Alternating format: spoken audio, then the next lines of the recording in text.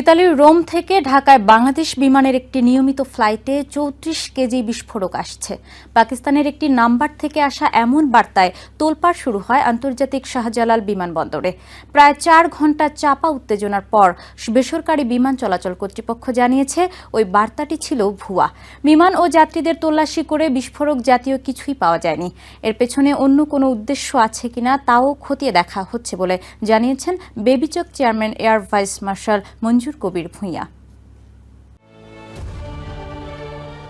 কালো ব্যাকগ্রাউন্ডের একটি ইমেজ এবং তাতে সাদা অক্ষরে লেখা রোম থেকে ঢাকার উদ্দেশ্যে আসা বিমান বাংলাদেশ এয়ারলাইন্সের BG356 বিমানে ৩৪ কেজি বিস্ফোরক রয়েছে, যে কোনো সময় বিস্ফোরণ ঘটতে পারে। বুধবার ভোর ৫:৩০টায় হযরত শাহজালাল আন্তর্জাতিক বিমানবন্দরের কন্ট্রোল রুমে বার্তা দিয়ে হুমকি দেয় অজ্ঞাতনামা এক ব্যক্তি। সঙ্গে সঙ্গে ঊর্ধ্বতন কর্মকর্তাদের জানানো হয় বিষয়টি।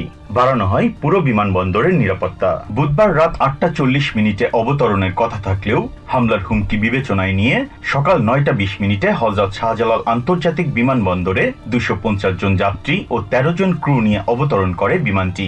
সঙ্গে সঙ্গে নামিয়ে আনা হয় যাত্রীদের। চলে তল্লাশি, তবে বোমা বা বোমা সদৃশ কোনো বস্তু পাওয়া যায়নি। আবেগ আর উৎকণ্ঠায় পার হয় ৬ ঘন্টারও বেশি সময়। দুপুর ২টার দিকে বিমানবন্দর থেকে বের হয়ে আসেন যাত্রীরা। বিমানবন্দরের কর্মকর্তা ও নিরাপত্তা কর্মীরা স্বস্তির নিঃশ্বাস ফেলেন। পরে সংবাদ সম্মেলনে বেবিচক চেয়ারম্যান জানান, পাকিস্তানি নাম্বার থেকে হোয়াটসঅ্যাপে বোমা হামলার ভুয়া হুমকি দেয়া হয়। আতঙ্ক সৃষ্টির জন্যই কেউ এমন ঘটনা ঘটিয়েছে কিনা তা খতিয়ে দেখা হচ্ছে। প্যানিকই ক্রিয়েট না করে পুরো ইভেন্টটা থার্ড টার্মিনালের সামনে নিয়ে গেছি, দূরে নিয়ে গিয়েছি, যাতে সাধারণ যাত্রী সাধারণের জন্য আসলে কোনো এফেক্ট করে নাই বা তারা কোনো প্যানিকও হয় নাই। এবং আমাদের প্রথম ক্রাইটেরিয়া ছিল নামার পর যেভাবে হোক আমাদের যাত্রীদেরকে আগে সেভ করা। পরিস্থিতি মোকাবেলায় সর্বোচ্চ প্রস্তুতি নেওয়া হয়েছিল জানিয়ে বেবিচক চেয়ারম্যান বলেন, প্রতিটি সংস্থা সমন্বিতভাবে দায়িত্ব পালন করেছে।